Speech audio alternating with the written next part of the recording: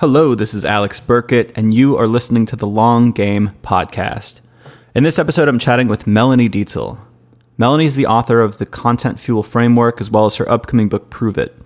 She's also the co-founder and head of marketing at the Convoy, a company whose mission it is to help small and independently owned businesses save money so they can invest more in themselves and in their communities.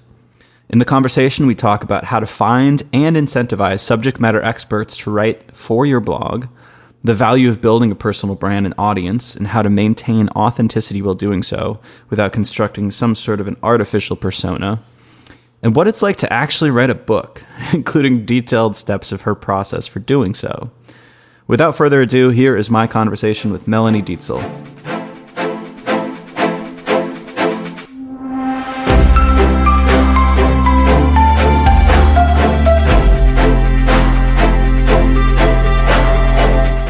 So I mean, like, just for some context for you, so what we're doing here at the Convoy is we're essentially a B2B marketplace for small and independent businesses. So, helping them get group pricing on things. If you're an independent cafe or, restaurant or doctor's office, you don't get the same group rates as like a national chain. So we're just like we're a marketplace where you can opt in to group buys on equipment, some software, all kinds of stuff.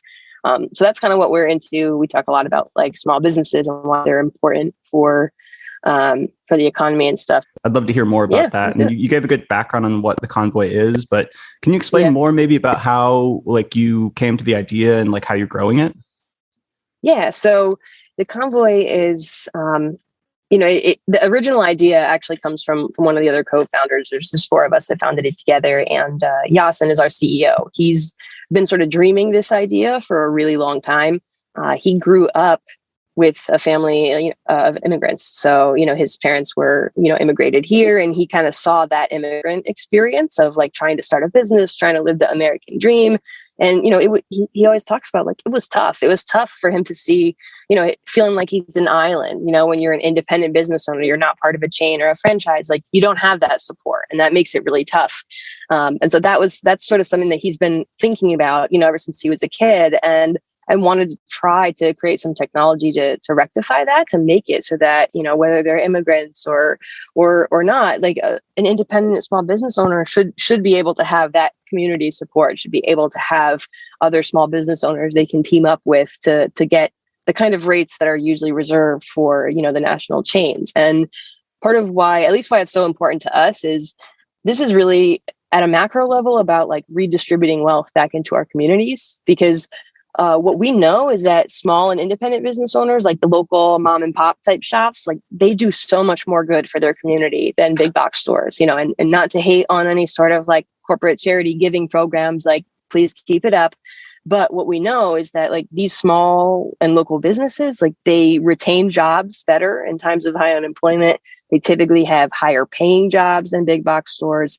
There's like more involvement in the community from the, they're sponsoring the local Little League team, like they're way more involved.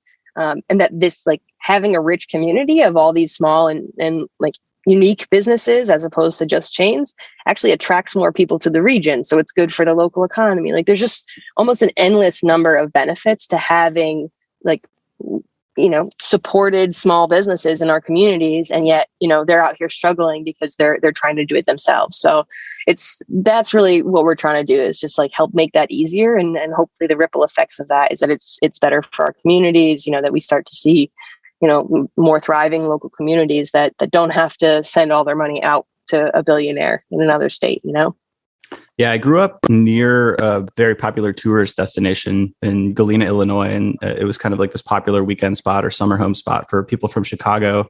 And I remember when I was a kid, like they had this beautiful main street, perfectly preserved. It's always on these like lists of America's most beautiful small towns. And there's all this like Civil War kind of stuff because President Grant lived there.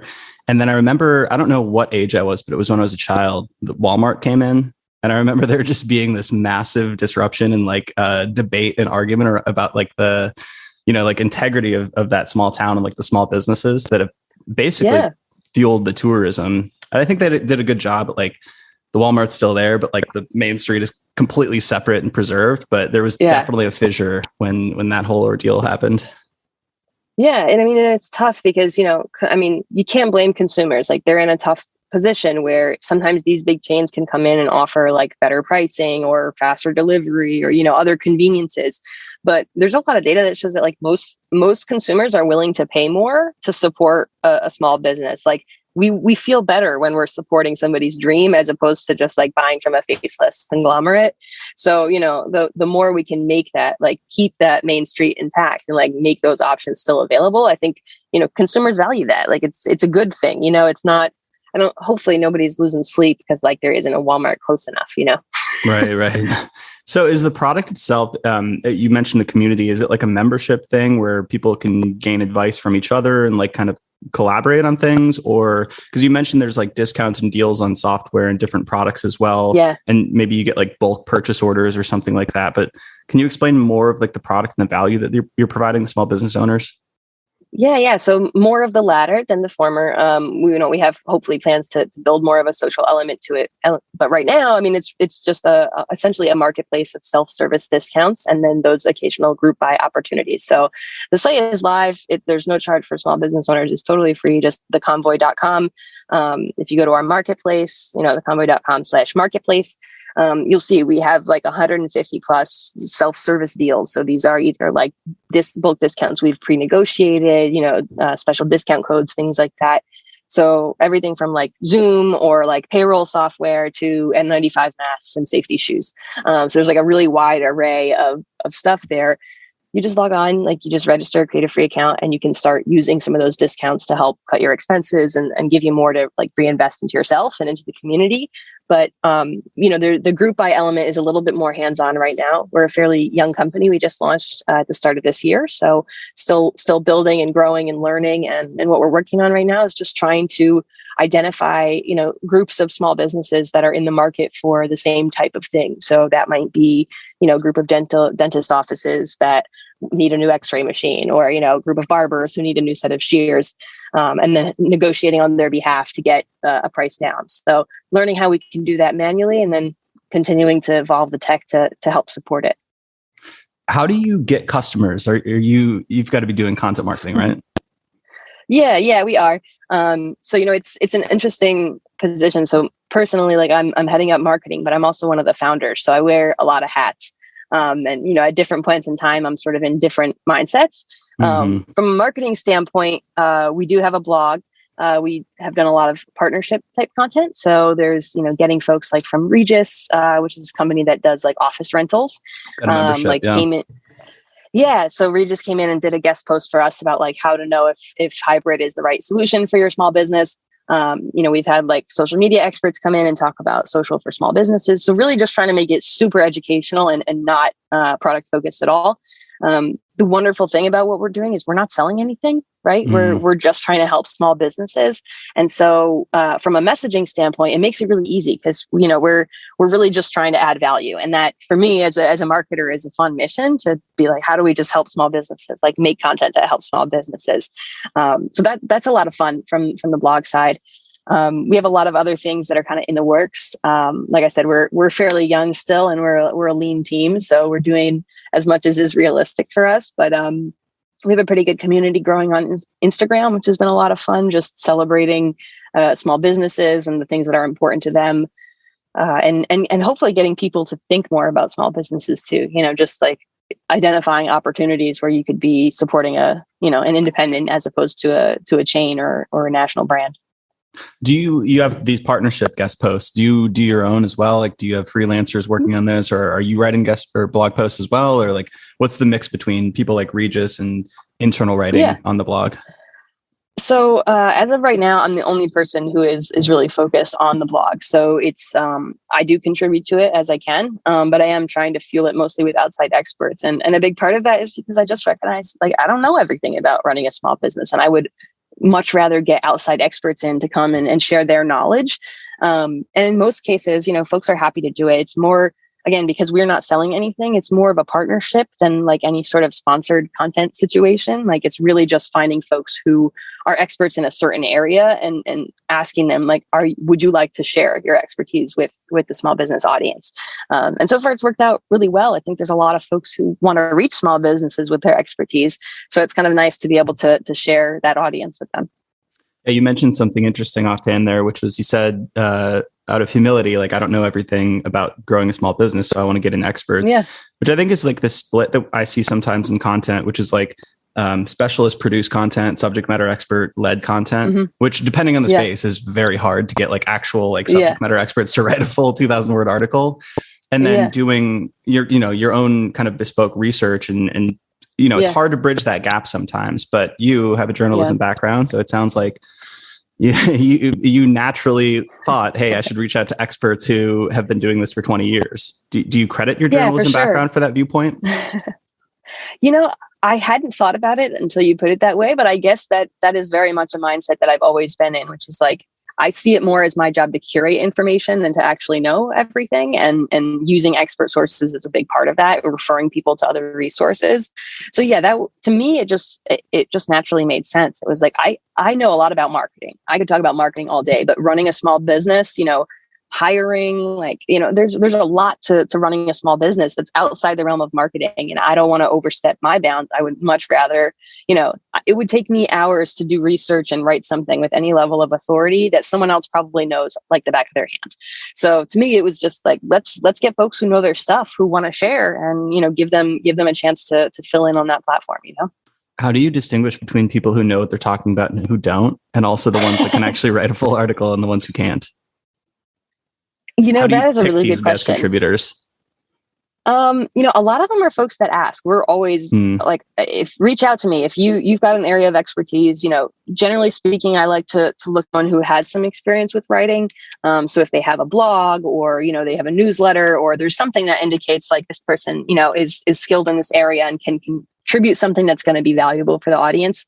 And also, I don't want to do a ton of editing, which is not to say that I don't want to do the work, but more so that I don't want to have to like squash someone's voice or like change their intent. I would really like for them to kind of have that so that I don't have to influence that. I want their voice to come through. I don't want it to be me rewriting it, So you don't have like some like top down editorial style guide where everybody's supposed to fit this homogenous voice. It's more so like like a Atlantic or something like that, where like you can read an author like Derek Thompson, and he's got like his own unique viewpoints and voice. Obviously fits 100%. Under the same format of the Atlantic, but you're not stifling that to fit some like brand kind of image across the board.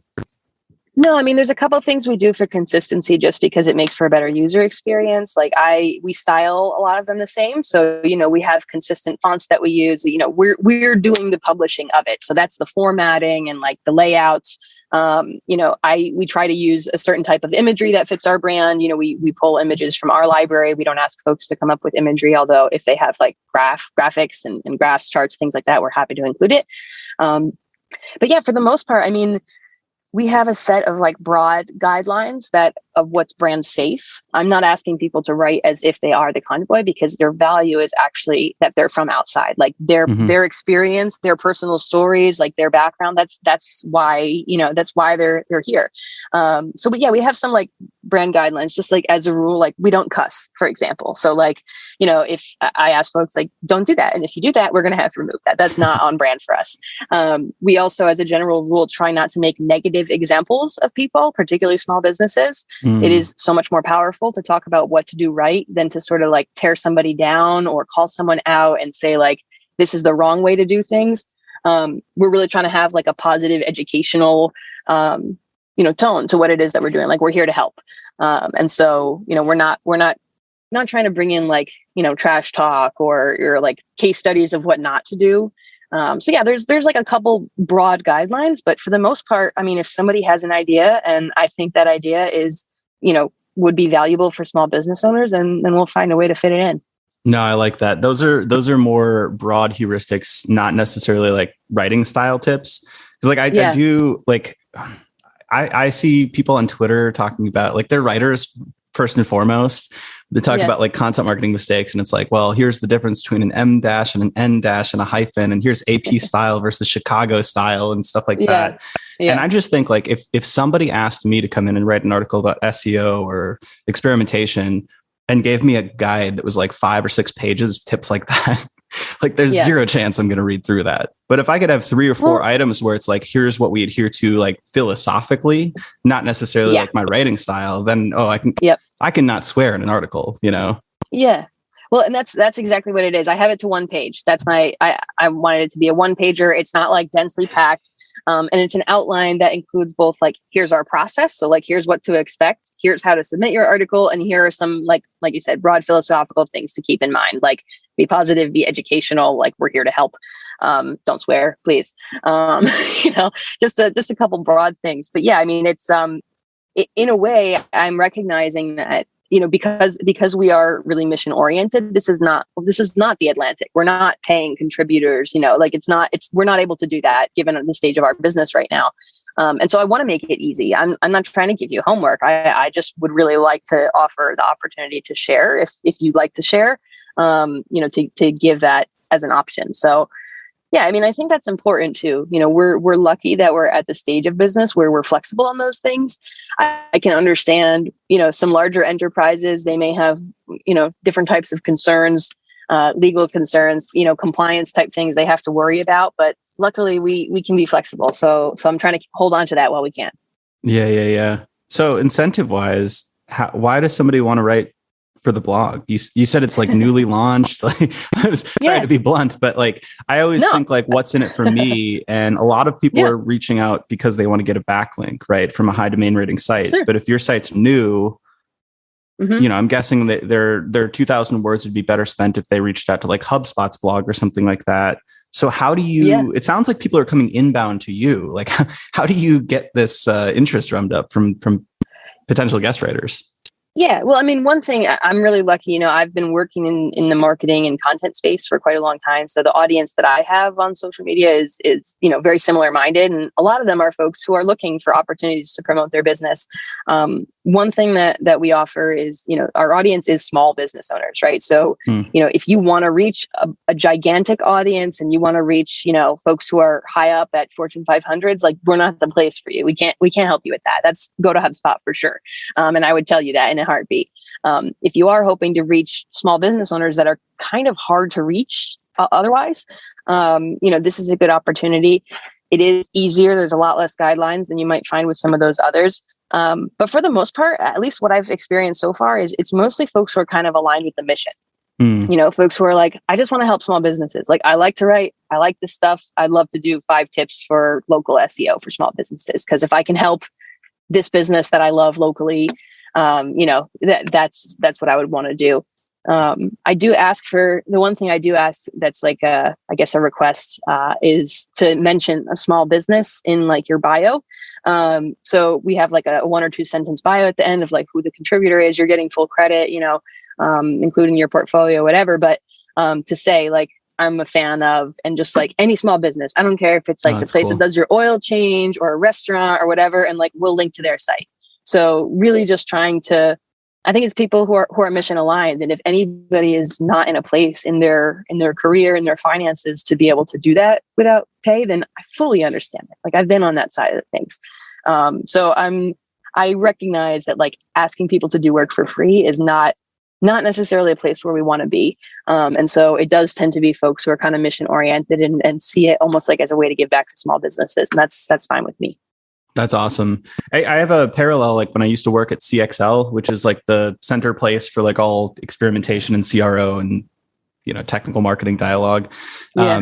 We would find people, you mentioned this kind of similar, like people who had social or newsletters or something like that. We would find these passionate experts, these people who are fanatics about A/B testing, who are writing on Quora and Medium and all these different websites for free. And basically pull them into the CXL blog because they also just wanted to speak their knowledge to this audience of like-minded individuals. That was like the industry water cooler, so to speak, of people who loved experimentation and just wanted to talk about their new ideas. Yeah.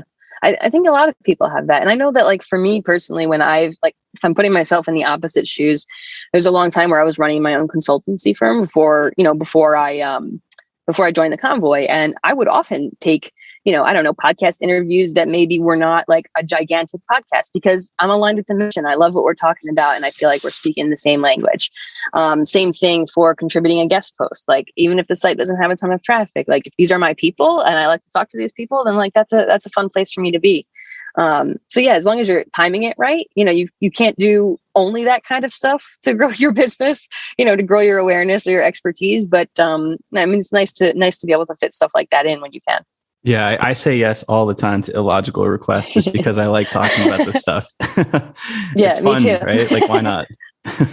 Yeah, I joke about this all the time. My team has given me a limit of I'm only allowed to do one podcast a week because otherwise I would 100% just spend like hours a day talking to I'm glad we made the folks cut. about content stuff. You did. That's amazing. You mentioned a consultancy. Are you still consulting, or is it all the Convoy right now, or what's your focus? What's on your desk now? It's all the Convoy right now. So coming in as a co-founder, it's sort of like all in, for sure. All in. Mm-hmm. We're trying to make this work, doing whatever we can. And that means that like, you might think that it sounds like this glorious place to be, but it's also like, I've done a lot of manual data entry late at night, or like, stuff that doesn't necessarily fall into the marketing budget, but it's what we need to do, or like into the marketing bucket, but it's like what we need to do to get stuff done. So to me, it's fun and it's exciting and it's nice to be able to, like I said, having a good mission at the core of things kind of makes all of that a lot easier. Like, you're doing something for good, which is a nice motivation. You don't always get that when you're marketing and you don't have control over what you're marketing. I have done work for brands that I'm not super proud of having worked for and helped to put their mission forward. And so it's nice to feel good about the work you're doing, right? That's really cool. I'm not doing consulting right now. I do still do some speaking, speaking at conferences and workshops, but only when it's really like a good alignment that I'm going to be reaching the kind of folks that we want to talk to, small business owners, people in the small business space. Is typically who I'm looking to speak to. And I am still, I had a book come out in 2020 and I just got the preview copies of my next book, which should be coming out later this year. So still living the content life and loving content in the background, but trying to put it to good use. So what's a day in the life look for you? I mean, it sounds like the book is done and you're basically in the almost launched phase. Yeah. So I imagine you're not writing regularly just on a book, but like how do you partition out your day? Like, how do you spend your time? I wish I had a good answer for you. I'm still figuring it out every single day. Mm-hmm. So added into all of this, so we just moved. We just got a new house, and I also have a toddler. So a lot of my days are dictated by her just by default. Like, I wake up, then she needs to wake up. Things like that. But I think as a general rule, like, we start our days at the company with a team stand up. So we have a small meeting, 30 minutes, usually less. That's everybody. And it's, what did you work on yesterday? What are you working on today? And are you stuck on anything so that someone else could try to help? So we do that every morning, and it's a really good way to start off getting a sense of what everyone's working on, of how you might be able to plug in and help.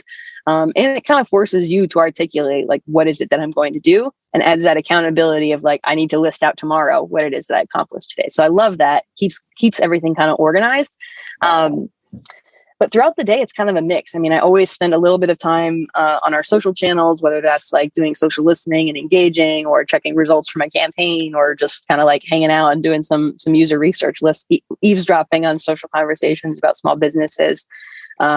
I typically try to spend some time on the blog, although admittedly it's not always the top of the list. I do a lot of copy related tasks, like with other teams. So, if somebody's working on a landing page for something, or, hey, we're wondering, the UX team is like, what should we make this button say? Like, what would be a better call to action? So I'm kind of doing a lot of random stuff, to be honest, throughout the day. But yeah, a lot of it just comes back to that core of the messaging, the positioning, the branding. that's where most of my time is spent. And then sometime around 5:30, I pack it up and go get the little one from school, and then we're into night mode. You did mention before that your personal brand and audience that you've built has been a big benefit to building the Convoy, and at least like reaching out to your network and having those relationships. So sure. Is your personal brand, I'm sure because you've written books, your personal brand has been something you've proactively cultivated or thought about in the past? Yeah. Mm-hmm. And is that something you're still focused on, is building up your own personal audience through Twitter, through LinkedIn, through different channels? You know, it's funny. This is like a therapy session because these are all the things that I've been thinking about a lot lately. This is kind of nice. That's what we do. Yeah, this is all therapy in these interviews. Yeah. Yeah. You know, I am still curating that, and I think it's because in a way, like I don't know that my personal brand was manufactured in any way, and I know that might sound like, I don't know, maybe that sounds like I'm tooting my own horn, but I really just care deeply about this stuff. And so it's not an effort for me to talk about content, to talk about marketing. Like, I am really interested. I do see cool case studies and want to share them with people. So I think just sort of like by still being me, I'm still, you know, sharing that kind of stuff, connecting with people, you know, being a part of those conversations. But yeah, there was a long time where there was more intentional effort going toward that kind of stuff. You know, I was more active, doing more podcasts, more guest posts. When I was running my own consultancy, I mean, I was, of course, always looking for new consulting clients in the content space. And I was pre-COVID, you know, when travel kind of changed things, but pre-COVID, I was doing, I don't know, probably 100+ nights a year that I was in a hotel because I was speaking at a conference or, you know, doing a corporate offsite for someone. So I was always looking for clients. And so I tried to be really active, really present, tried to get as much sort of, you know, get my name out there as much as I could. And I generally just did that by, I tried the journalism approach of show, don't tell. So rather than like talking about myself, talking about my services, I really just tried to add as much value as I could, so that people would be like, hey, we should probably have her over to help us with that. Mm-hmm. So yeah, that's why I still do a little bit of that, like the speaking and stuff. But yeah, I'm hoping that I can, to some degree, just like keep providing some of that same value just by continuing to do what I'm doing, and hopefully that's still valuable for people. Do you ever feel, as you're building your company, there's probably more heads down work and more tasks that rise to the level of importance. Do you ever feel like an inkling of fear that that's going to crowd out any of your personal brand building activities and you'll be less relevant or forgotten in the general sphere? Like, does that ever cross your mind with something like this? You know, I don't think so. And I think it's because, like I said, like we're building in public, you know, so I'm still talking about those things. I'm just talking about what I'm doing at the Convoy and, you know, how I'm applying it in this new context. But also, I mean, I do love to write. Like this new book that's coming out, I'm super psyched about it. It's about how to use content to prove out your business claims. So again, still relevant, still in that content space, still useful for small businesses. And I would be lying if I said I hadn't already started thinking about what the next one would be.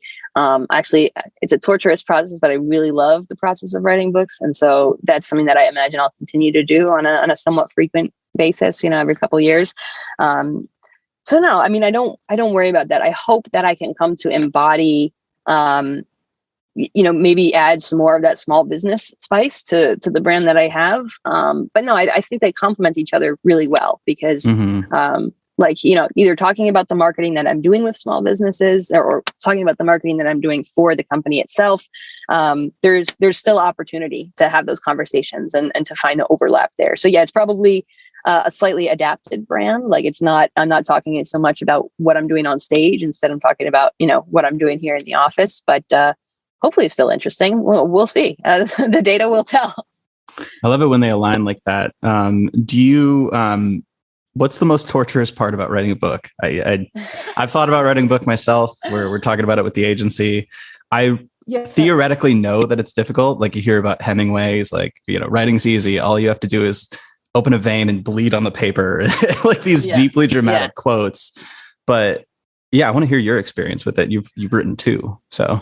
Yeah. So, the first book, when I wrote my first book, I was pregnant. And so I had a very good deadline, which is like, once this kid gets here, I'm definitely not going to be able to finish writing this book. So it's got to be done by then. So that was good. It was a challenge for me on a personal level because like, I didn't feel my best. Like I wasn't in my, I wasn't physically my best self. I wasn't as like active or healthy as I would have been in the past. So it's challenging to do your best work when you're not feeling your best, of course. But, we got it done. I think that the biggest thing for me that time was really having a process that worked, because I think what you don't realize about a book until you're really in it is like, it's a massive undertaking. We're used to sitting down and writing an email or an article, and you work for 25 minutes, an hour, and you have something to show for it.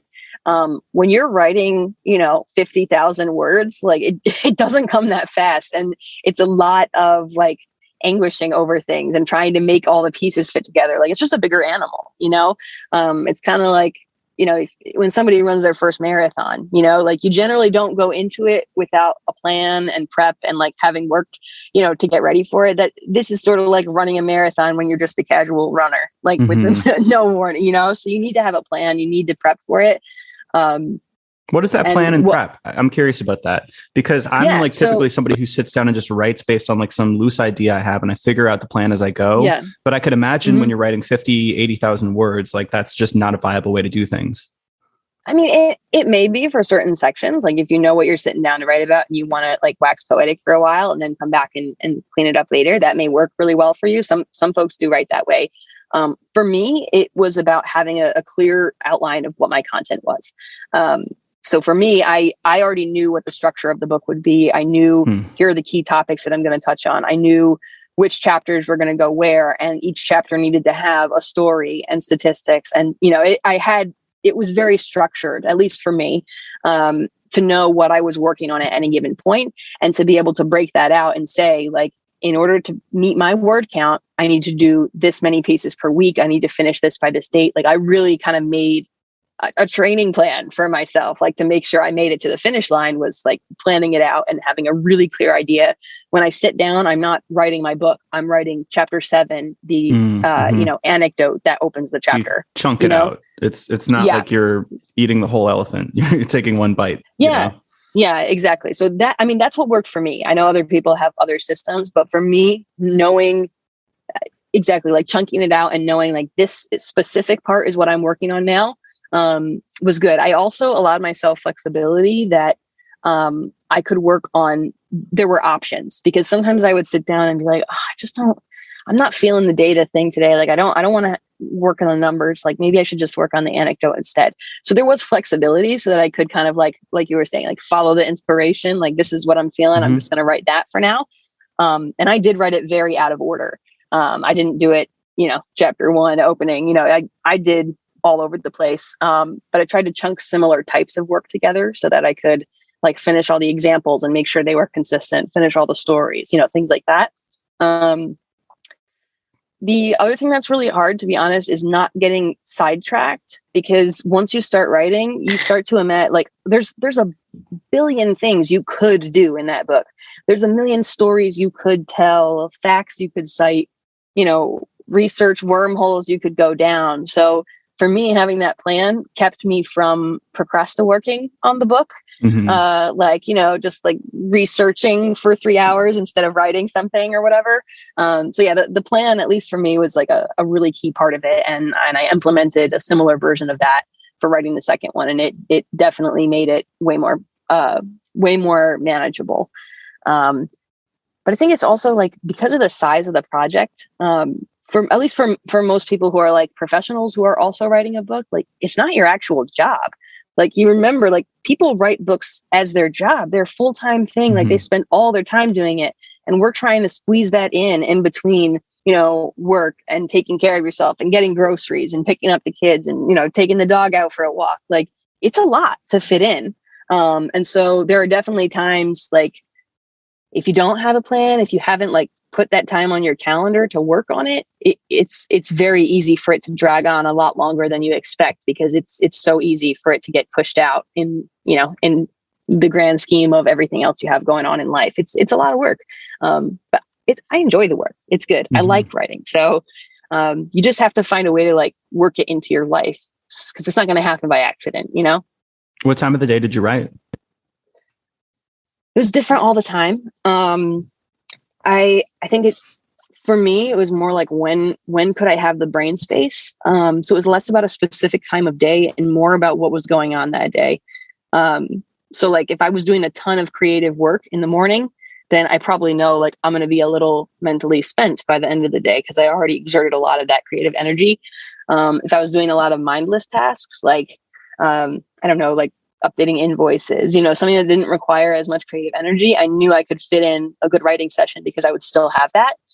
So it varied. It was really based on the calendar, but I tried to put it in a place where I knew I would have the energy to do it, like the mental and the right mindset, if that makes sense. So not 15 minutes before your next meeting, trying to squeeze in like a little writing. No. And that's the other thing.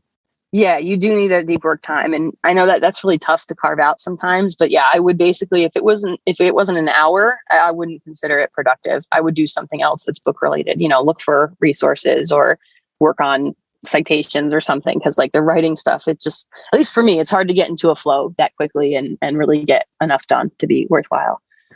Nice. I have a question that might be a little esoteric, but hopefully this makes sense. So it's kind of between like the sense of emergent originality and inspiration. So I'm sure you read all the time, like nonfiction, fiction. You know, you probably got a big breadth of books that you've read from. So you mentioned that you knew the structure of the book that you were going to write before you started writing it. And I'm curious how much of that was a reflection of inspiration that you've consciously constructed. So saying like, you know, I like Malcolm Gladwell because he starts each chapter with some sort of an anecdote that catches your attention. Or I like Nassim Taleb because he creates these like terms, you know, that like the black swan that just stick and kind of summarize a whole concept versus how much of that was just, you know, an emergent product of your personality and kind of your just embedded inclinations. Like, inspiration versus just putting your stuff on paper as you. Yeah. That's really interesting. So my first book was based on actually a workshop that I had given many times. So the structure had kind of evolved over time. You know, the structure for the book was taken largely from that workshop, and I was just trying to make it more accessible in book form. So that was a gift for me that I had actually spent several years working on and kind of like refining the structure and knowing the order that works well to present that kind of information. But yeah, there were certain things like as a journalist, honestly, I like those. I really like those authors who bring in the evidence. Like that's something that's important to me. So whether that is stats or expert quotes or something like that, that was important to me. So I made it I had to include certain statistic. Like I wanted statistics or evidence of some kind to be present throughout the book. I know that when you're talking about the first book was about generating content ideas. It's a very intangible topic, right? There's not much to point to or hold in your hand for this kind of topic. So I knew that tangible examples were going to be key. And folks like Malcolm Gladwell do a really good job of that, of like giving an example in a tangible form to kind of like give life to a concept. And so that was another thing where it was like, I need a ton of tangible examples for everything that I'm talking about here. So people understand from, you know, the concept theory to actual execution. You implant it in the memory, you give them some sort of a totem that represents that fully fleshed out idea in the chapter in like a single anecdote, like Malcolm Gladwell's hockey players describing like the benefits of being born. So you're like older and you're given class, right? Like I just think of the hockey players now and, you know, that was probably a 25 page chapter. Yeah. Yeah. So that kind of thing I think is really important. And in my upcoming book, I did very much what you're just talking about. I opened the chapters with an anecdote to kind of show like, you actually know this, like you understand this. It's just, you probably haven't thought about it or labeled it in this way. But I think honestly, what I focused most on for the first book, because the content, it was already in my head. Like I had already given this workshop probably 200 times. Like I already knew all the content. It was really just getting it onto paper. What I was focused on, and I'm not sure specifically which authors this was drawn from, is I wanted it to be really approachable. Like I wanted it to be simple and clear and have white space. I didn't want it to be intimidating. Like I wanted it to be simple. Maybe like Phil and Jones' book, Exactly What to Say, is a book like that. Like it's very There's white space. It's very clear. It's very well organized. So I was trying to follow a similar structure like that to just make it so that you could use it as a reference and easily find what you're looking for. And then it wasn't packed with fluff just to increase a word count. The other thing I did, which I really enjoy, I wanted my personality in there, but I didn't want it to be a distraction.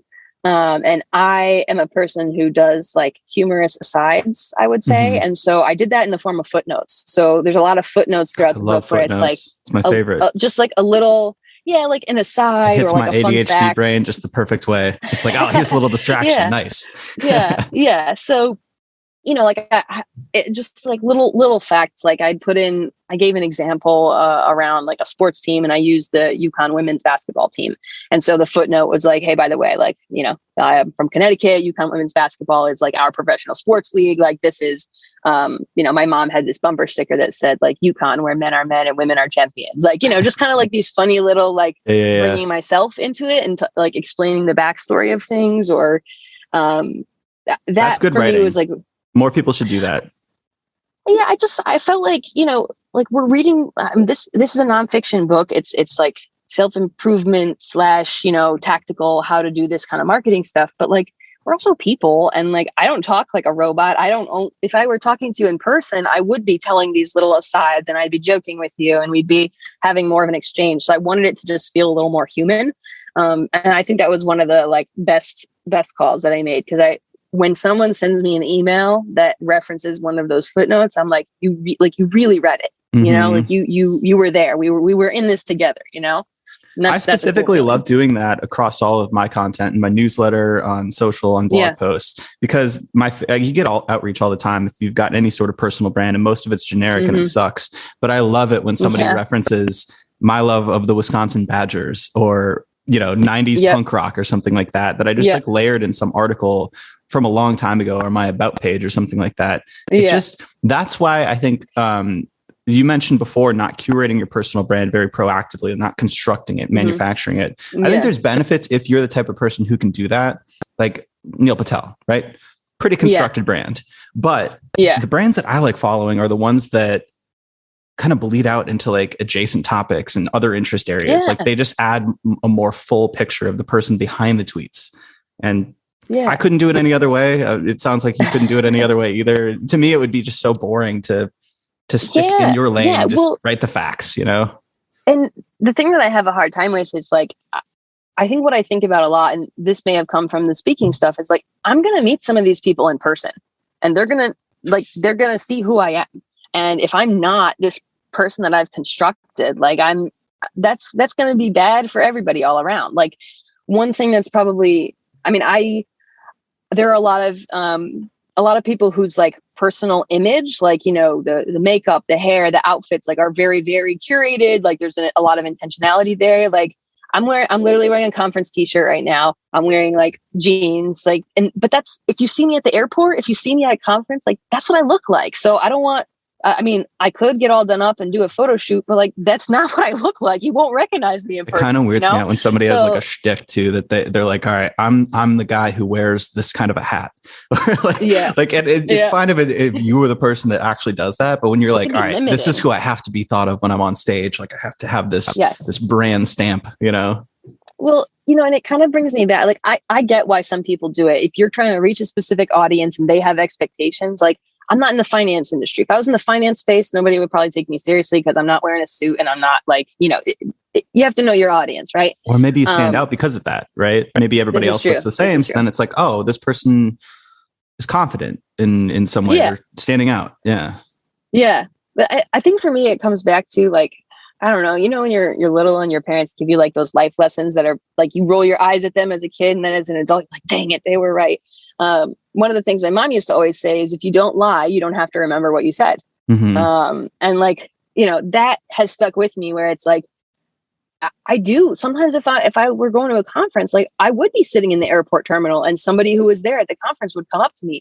I don't want to have to change who I'm being. Like, I don't want to have to like put that face on or worry that like I didn't wear enough makeup to the airport. Like I just want to be myself. And then I don't have to worry about like who I'm seeing where. If you run into me at Target, you run into me backstage at the conference, you run into me like hearing the co-work, I'm still me. I'm the same person. And that makes it a lot easier, because I don't have to, I can just be myself, living my life and share observations there. And I'm, sharing my brand as an outcome of that. Do you naturally think like that? Have you always thought like that? Or is this a product of therapy? Because for me, it's the latter. This idea that, you could just show up as yourself and people will be fine with that. No, I haven't always. I mean, I think some of that, I don't know that it was therapy so much as just like growing up. Like, I think when I first started so when I was 24, I got a job at the New York Times as the first ever editor of branded content. And when I tell you, there was hardly enough room at my desk because of all the imposter syndrome in that office. Like it was crazy because I recognized like these people have kids my age and I'm making like business decisions that, it's like, it was definitely, there was imposter syndrome. And I was wearing like blazers and like, it's like suit jackets to work.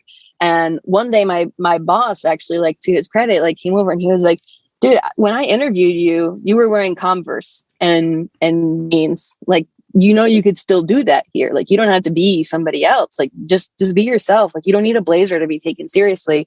And like, that was probably one of the best gifts that he could have given me, because it was like permission. Like, you don't have to dress up as what you think this person should be. Like, just be yourself. And God, that makes life so much easier because you don't have to divert all this energy to acting or, costume or, whatever else. Like, you could just do your job.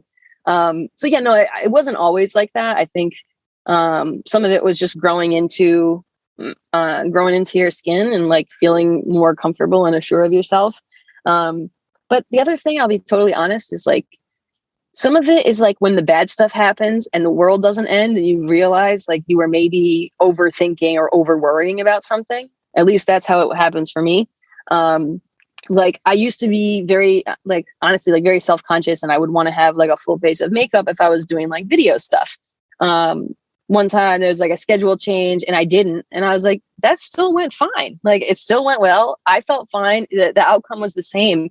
That's not something that I need to be so concerned about all the time. Like, ideally, should we like, make sure that we have, that we look the way we want to look, that we feel confident. Yeah. But it's not the end of the world. Like, I don't need to stress about it as much as I thought.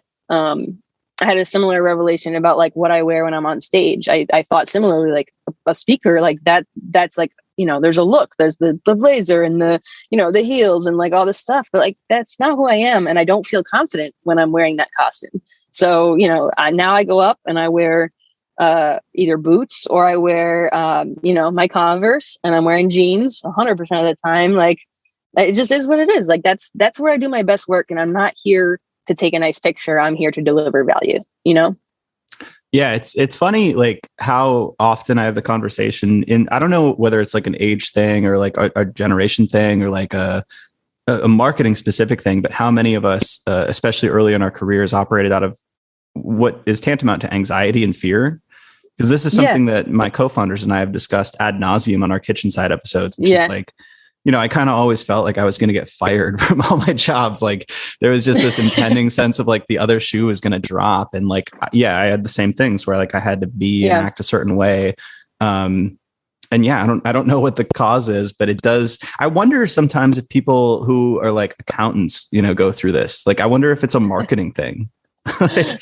Because we're so like maybe obsessed with perceptions and like how people are viewing brands, and we're trying to construct something like maybe we, position some of ourselves onto that too. I don't know what it is.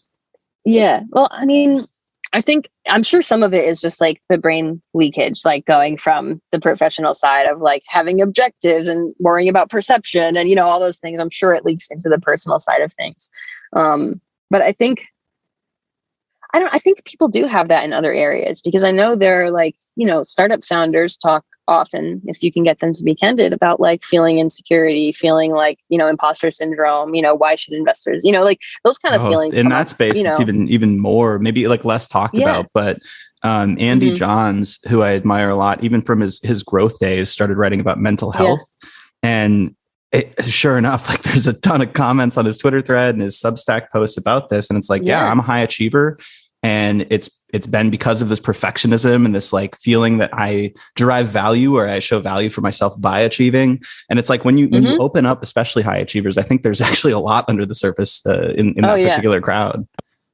Yeah, for sure. Well, and then you add in we're talking about the way that like, you know, your brand defines you and, you know, it has everything to do. It's like a recipe for anxiety. 100%. So back to the book, did you write this to get clients or like, was there a specific purpose that you wrote it for, or it's a hard thing to do, you know? Yeah, no, you know, it's funny because it kind of ties into like what I'm doing now. So I guess maybe just like underscoring that, like I'm the same person. You know, I had this moment. I was on the road. I was doing like doing conference and workshops and stuff.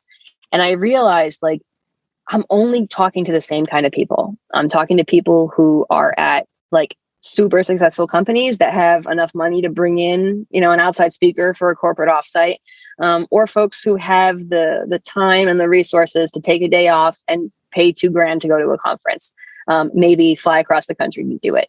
And it was just this moment of like, that is so not the majority of people who need this information. It is so not the majority of like it's not representative. And recognizing that, you know, I still need to make a living, to like, you know, have a place to live. I couldn't just stop doing all of those things, but I wanted to do something that would make all of that, like democratize it essentially. Like I wanted to make it more accessible. And so I thought about a lot of things. I thought about a course. I thought about an ebook, about just the workbook version of what I do in the workshops. And ultimately I felt like the book was the best answer because I wanted to keep it low price. So it's, you know, it's hard. It's not hardcover. It's only, you know, paperback. We kept it below $15, you know, trying to make it as accessible as possible. And make it something that's a resource. That's like, you buy this and you keep it because you can go back and you can reference something and you can refer back to it. So it was sort of like the way I felt like I could pack the most value at the lowest price, to make it as accessible as possible for folks who are, you know, for students, for small business owners, nonprofits. Like there's a lot of folks who probably wouldn't be in a position to have the resources to be in one of those rooms with me. And so I wanted to bring that room to them as best I could. And at the time, the book just seemed like the best way for me to do that.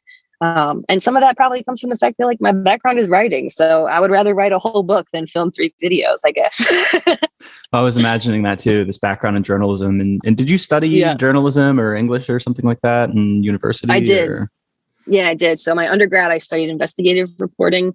So general reporting, but I like to joke about this because it's like, it kind of dates me, but I think it's really funny. I literally took a class called computer assisted reporting. So like, that's what we're talking about. That's what I was dealing with.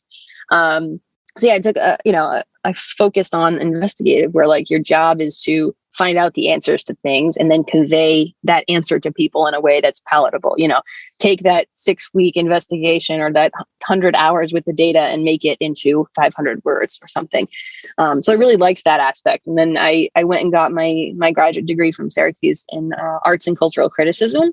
And that was an intentional choice because I realized I had all this like hard data and numbers and science, but I wanted to make sure I was well-rounded enough to also have conversations about the arts, about culture, about society. You know, I wanted to make sure it wasn't all science and no arts, because you have to be able to have a wide range to do this kind of work. So that is this studying things like deconstructionism and postmodernism and Freudian analysis of text and art to I don't know, like, are you taking multiple angles at kind of deconstructing things? Yeah, a little bit.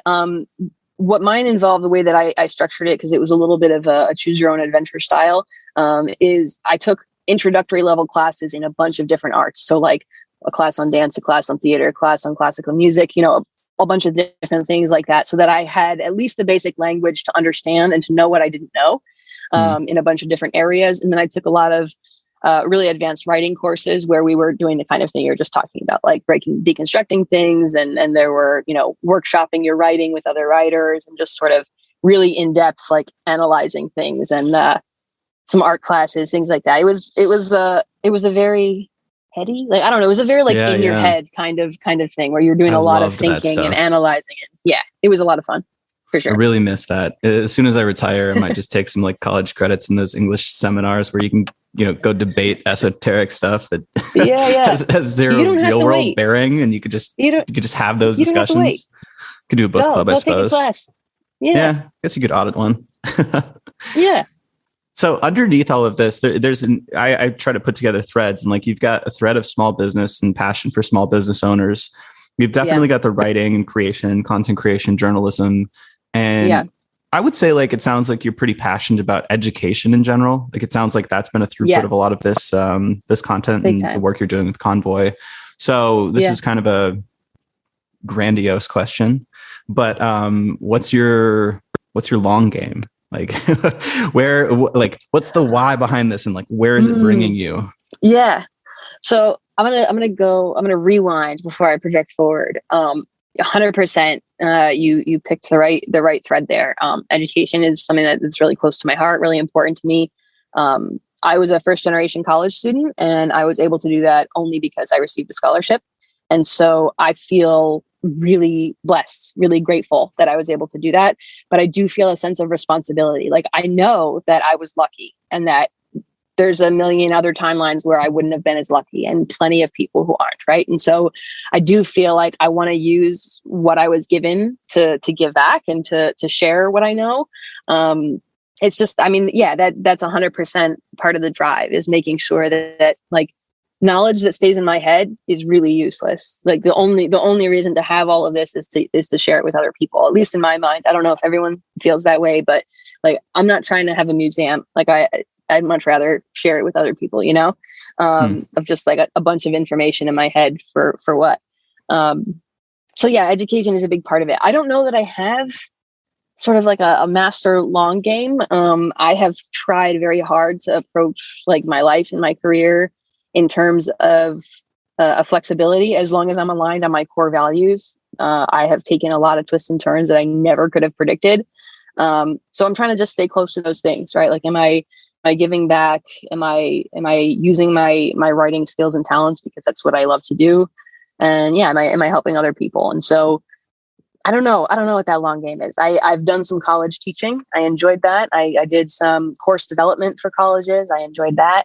I've done all kinds of, sort of adjacent things. And I think hopefully I'll keep saying yes to as many of those things as I can, and see where it brings me.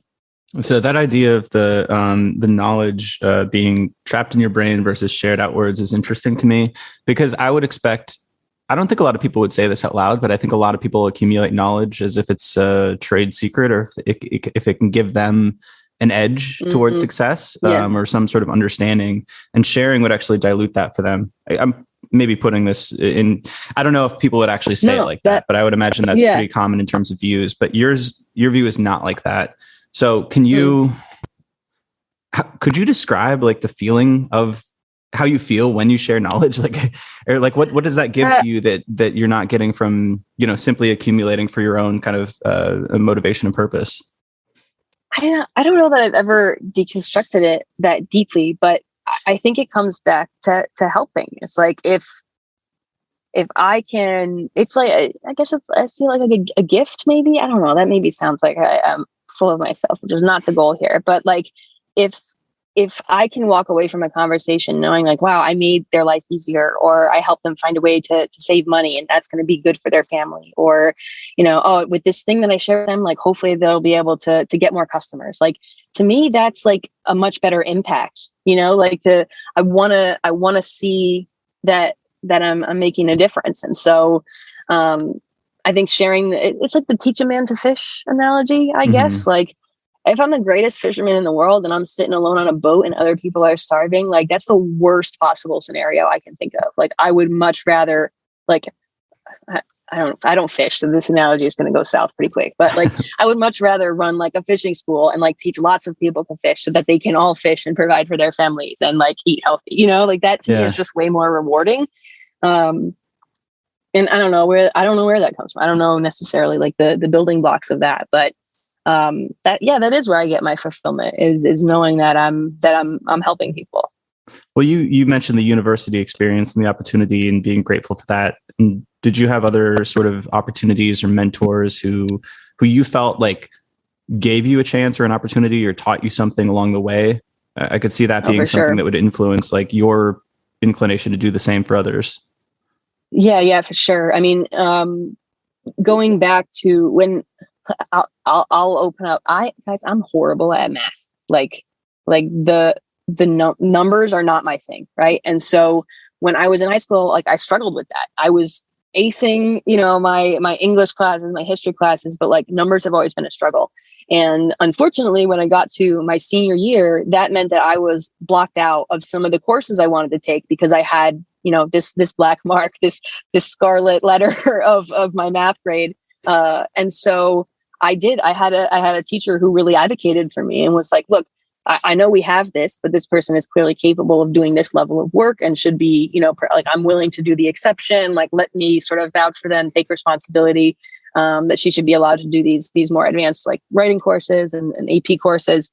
And that worked out for the best. Like, I'm sure that is in no small part, like why I was able to get the scholarship and go to college. But I think it is like people who just kind of like, there's a couple of teachers like that who kind of took a chance and pushed me in the right direction that I'm really grateful for. Another one is a professor my freshman year of college who told me that I was in the wrong major, and he was 100% right. And that's the reason I went into journalism. I took a class about the media, like as just an elective, like learning about media, like a general communications requirement.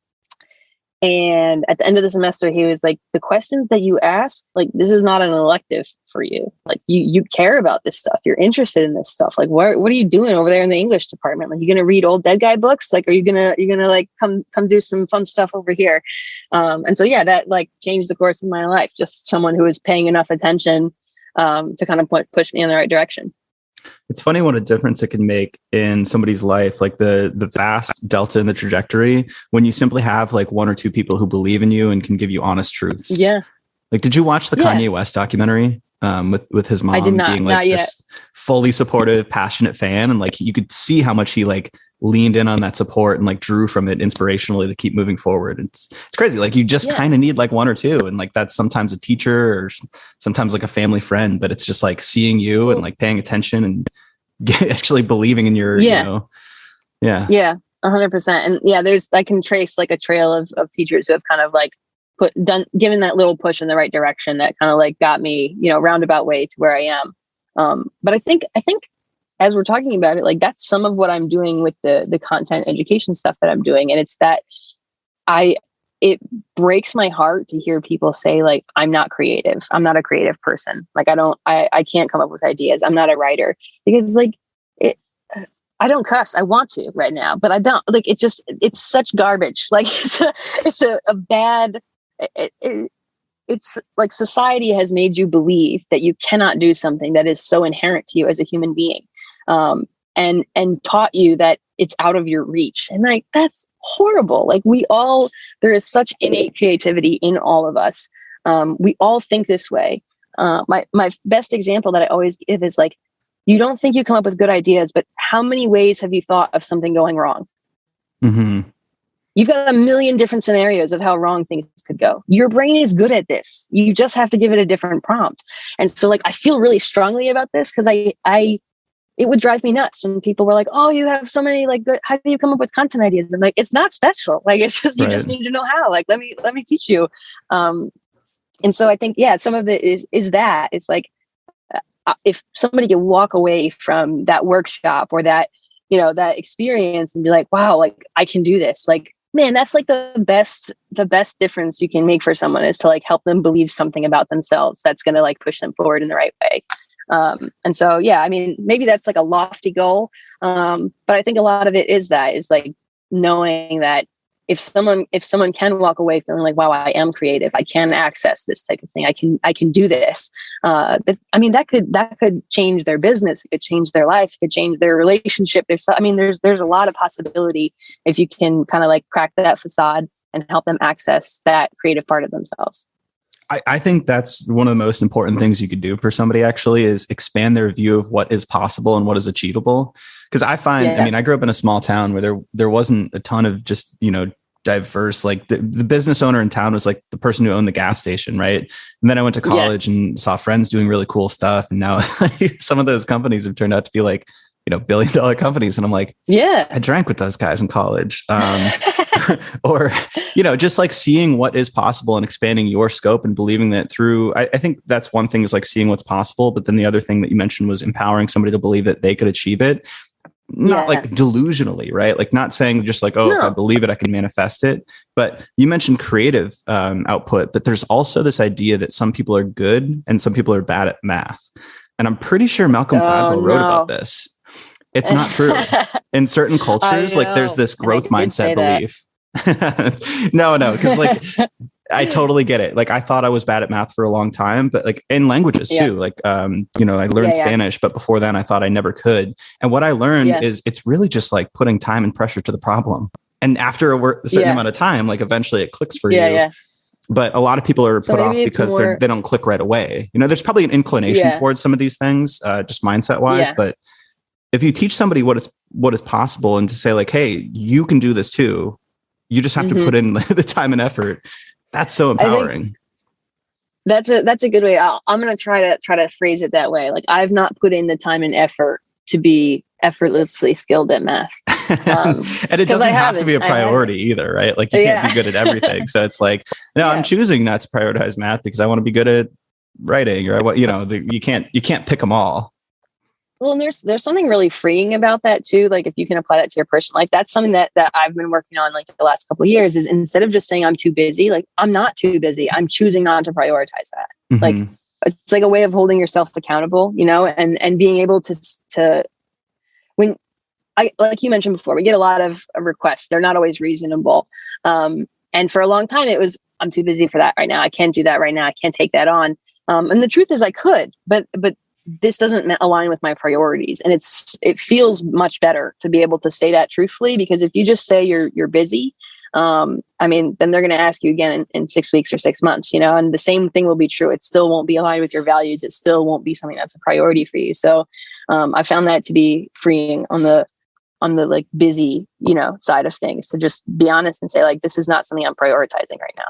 It's great to consciously do that. I think the essence of things, words we say like commitment, and even strategy or focus, like the essence of those is predicated on the fact that you're consciously choosing to close other doors.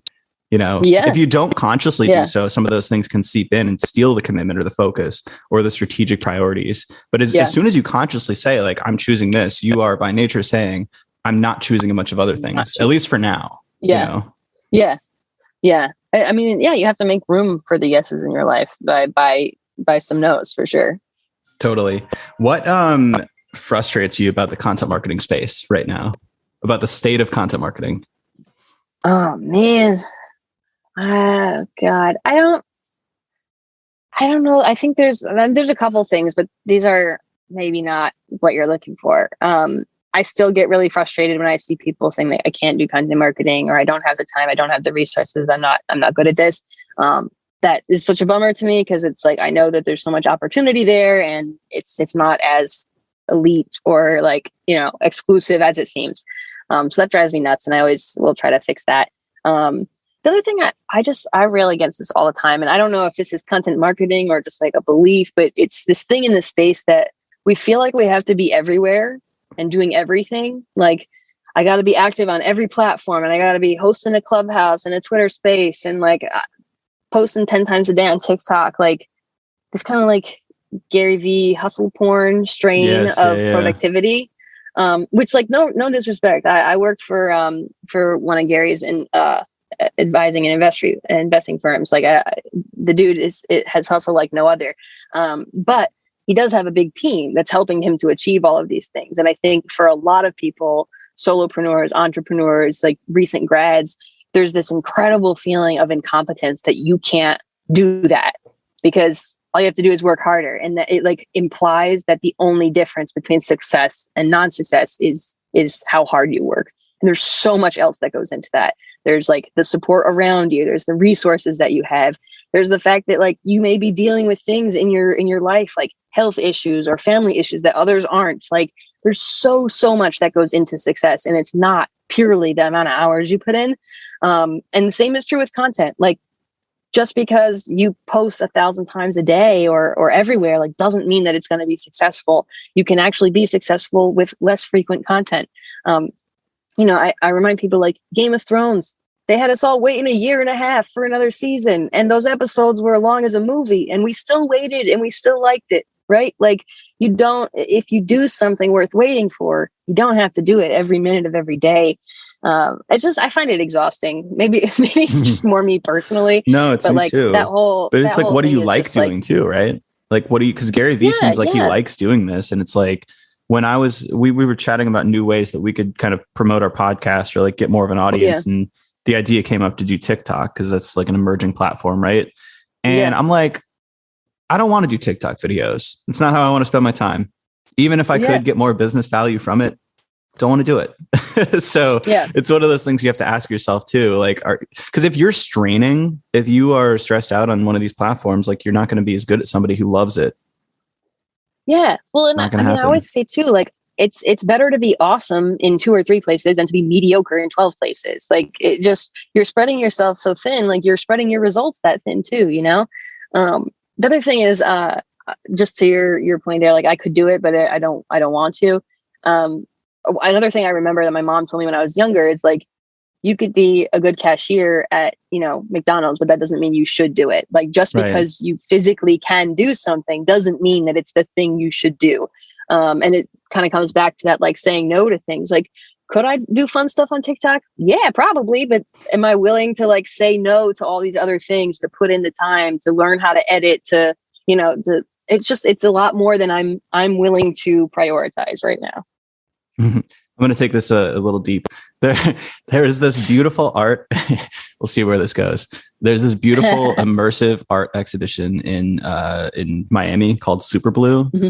And the last piece of it, you're kind of immersed in interacting with the art. So it changes as you and the other people in the room change.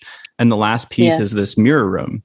And it goes through like the multiplicities of life. It's kind of like, it's a metaphor for like the bifurcations that you can take on different pathways. And you look through this mirror maze and there's all these, different people, and you see them from different angles, and you start to think like, what if my life went this way or that way or this way? And you can kind of get frozen in all these potentials to think like, even with marketing channels, like I could be on Reddit, I could be on Core, like I could do this or that. Mm-hmm. But as soon as you like get overwhelmed with all of these possibilities, you end up diluting your attention, feeling guilty and not living the one life or picking the one thing that you could have picked and actually done well. So it's kind of a trap to think of this like endless optionality. Yeah, well, and I make a lot of analogies because, again, I think like when we start to get into this intangibles, it's sometimes hard to like to fully wrap your head around it. And I think of it like being in the kitchen. Like you could cook 10 meals at once, but you're definitely going to burn some stuff, and you're going to probably cut your finger because you're rushing to chop. Like there is diminishing return at a certain point where you're not actually getting more done. You're just like doing what you are doing worse. Yeah, maybe just try to make a really good salmon, and then the next night make something different. Focus on the one thing at a time and be satisfied with that salmon. And if it's not good, you cook something else tomorrow. Totally. We're pretty much at time. I think that's an interesting ending. Well, actually, here, before I ask you to like share your online stuff, is there anything we missed that we didn't talk about that you want to bring up? I don't think so. No, we covered a whole lot. Stuff we could never have predicted before, which I love about these. Well, thanks so much for doing this. Can you share where people can find you online and your books? For sure. So if anyone, about your books. So if anyone's like a solopreneur, small business owner, entrepreneur, definitely check out theconvoy.com. You can learn all about how we're helping small businesses, get some free resources. Definitely worth checking out. If you want to find me, I'm on your social platforms of choice, usually as M. Deziel or Melanie Deziel. I'm the only one of me, so you'll find me if you look for me. I spend most of my time on Twitter, though. So if you want to hang out and engage, that's where you should look for me, on M. Deziel on Twitter. And my website is storyfuel.co. So story, FUEL.co. And that's like a good repository for contact info, for all the projects I'm working on, for the books, everything. Excellent. Thank you so much. Yeah. Thanks for letting me share my story.